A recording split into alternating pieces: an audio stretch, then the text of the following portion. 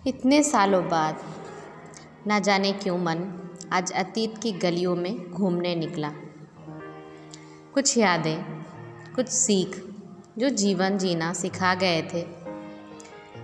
दिल में एक मीठी सी यादों के साथ ना जाने क्यों चीख उठ रही थी उनको सबको बताने की।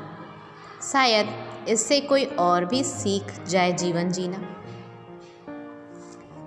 तो बात उन दिनों की है जब मैं स्कूल में पढ़ती थी। कॉन्वेंट गर्ल्स स्कूल में पढ़ती थी मैं। सुंदर सा, खूबसूरत सा बिल्डिंग, फूलों के पौधे और पेड़ किनारे पर लगे स्कूल की खूबसूरती को चार चांद लगाते थे। इतनी सफाई ना कोने कोने में भी कि आज भी वो अपना स्कूल का बड़ा सा आंगन याद आता है। वो एक बड़ा सा हॉल जिसमें अक्सर प्रोग्राम वगैरह हुए करते थे। मैं बहुत खुशकिस्मत हूँ कि मैंने एक बहुत ही अनुशासन से भरे स्कूल में पढ़ाई की थी। शिक्षक और शिक्षिकाएं तो क्या ही कहूँ, सब बहुत ज़्यादा डांट लगाते थे, पर उनका डांटना, गुस्सा करना, सख्ती के साथ पेश आना हमारे लिए बिल्कुल सही था। ये सब बातें मैंने बड़े होकर समझा। हर एक क्लास में कम से कम 60 स्टूडेंट्स रहते थे और अधिक से अधिक 75। पर फिर भी हमें कभी परेशानी नहीं होती थी। हम मिलजुल कर बड़ी मस्ती में अच्छे से पढ़ाई करते थे। मैं अपनी बात कहूँ तो मैं बहुत अच्छी पढ़ाई में नहीं थी और बहुत बुरी भी नहीं थी। 50% से अधिक नंबर आ जाते थे और उसी में मैं खुश रहती थी। बचपन से ही बहुत अधिक नंबर लाने के पीछे कभी नहीं भागी मैं, और मेरे घर पे भी किसी को दिक्कत नहीं होती थी क्योंकि मेरी माँ मुझे एक अच्छा इंसान बनाना चाहती थी।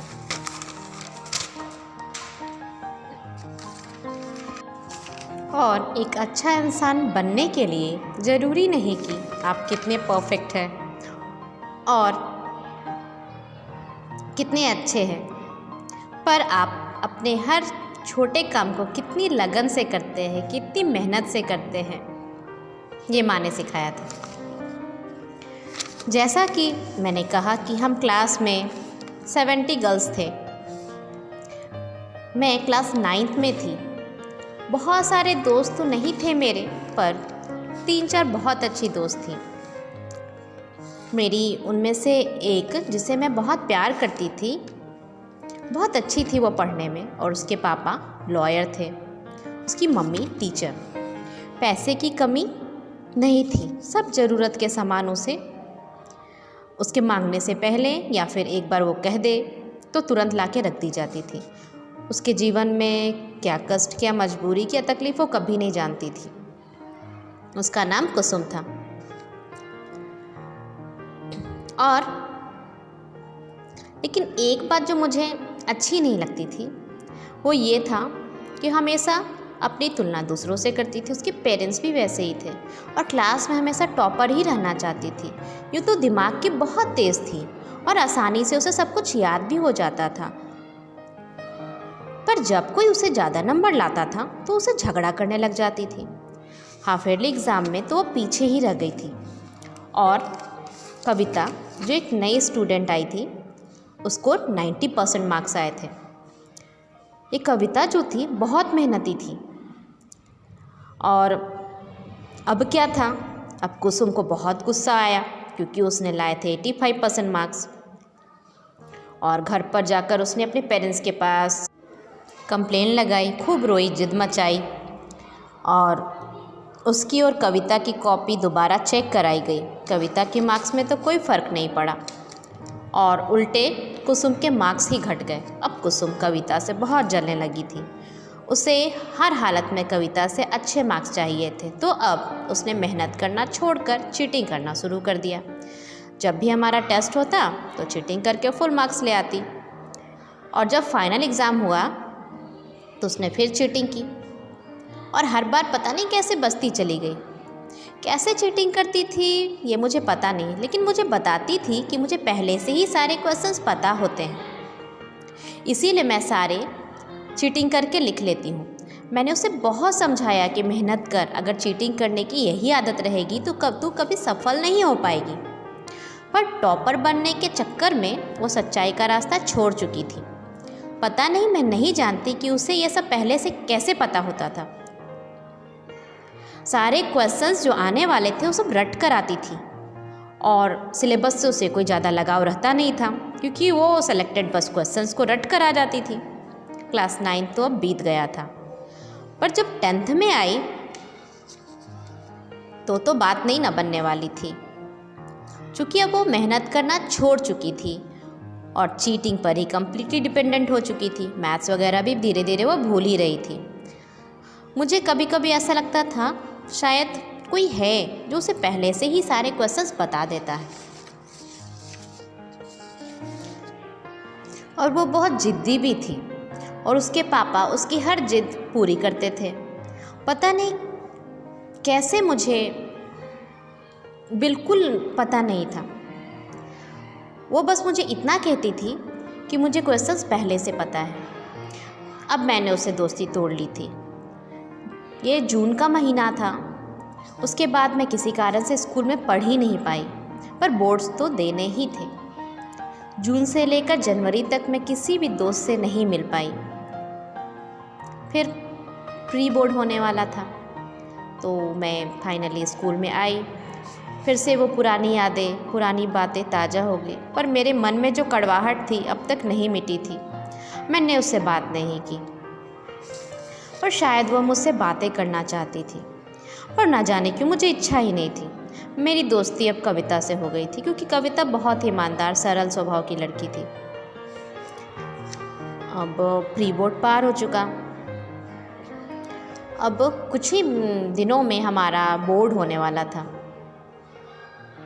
मैंने जो कुछ भी मेहनत से खुद से पढ़ा था उसी के भरोसे एग्ज़ाम में अपीयर हो गई, पर शायद मुझे ऐसा लगता था कुसुम की आदत अभी तक नहीं बदली है, और उसे शायद ये लग रहा होगा कि बोर्ड के एग्ज़ाम्स में भी वो किसी तरह पेपर उसे कोई बता देगा और निकल जाएगी वो। पर ये तो उसकी बस गलतफहमी ही थी। खैर, अब हमने परीक्षा दिया। परीक्षा ख़त्म होने के बाद अब हम रिज़ल्ट का वेट करने लगे, और फाइनली रिज़ल्ट वाला दिन आया। हमारे समय में ना बोर्ड्स को ऐसा कहा जाता था, बहुत डराया जाता था कि बोर्ड्स में अगर अच्छे मार्क्स नहीं लाए तो ये होगा वो होगा, अच्छी कंडीशन नहीं रहेगी, कहीं एडमिशन नहीं होगा। अभी होता है, लेकिन हमारे समय में कुछ ज़्यादा ही था। सब बहुत डराते थे और मेरी हालत भी ख़राब ही थी। रिज़ल्ट वाला दिन आया, मुझे हिम्मत नहीं थी कि मैं अपना रिज़ल्ट खुद से जाकर देखूं। तो मैंने किसी रिश्तेदार को कहा, उन्होंने देखकर मुझे बताया कि मुझे 59% मार्क्स आए हैं। सब लोगों को लगा कि इसके मार्क्स बहुत कम हैं, पर आप विश्वास नहीं मानेंगे, मेरे लिए तो मैं उस दिन दिवाली थी और मेरी मम्मी के लिए भी। खैर, अब मैंने अपने सारे दोस्तों से फ़ोन करके पूछा उनके रिज़ल्ट के बारे में। तो सबसे पहले कविता से, तो कविता स्टेट टॉपर रही। क्यों ना हो भाई, वो मेहनती और ईमानदार भी थी, इसीलिए तो भगवान ने भी उसकी मदद की। मेरी और सारी दोस्त भी अच्छे मार्क्स से, मुझसे अच्छे नंबर से पास हो गई। फिर मुझे लगा कि चलो मैं कुसुम से भी बात करती हूँ, आखिर क्यों ज़्यादा देर किसी से गुस्सा करना, कितनी बड़ी ज़िंदगी ही है। तो मैंने फिर उसे फ़ोन भी लगाया और फ़ोन करा मैंने उसे, तो वो ज़ोर ज़ोर से रोने लगी। मैंने उससे पूछा कि क्या हुआ, तो उसने कहा कि तू ठीक कहती थी कि मेहनत कर, पर मैंने तेरी बात नहीं मानी और मैं बुरे तरीके से फ़ेल हो गई हूँ। घर पर मुझसे कोई बात नहीं कर रहे हैं, जबकि मेरे पापा ही मुझे पहले एक टीचर के हेल्प से सारे क्वेश्चन बता देते थे ताकि मैं टॉपर बनी रहूँ, और आज वो ही बदल गए।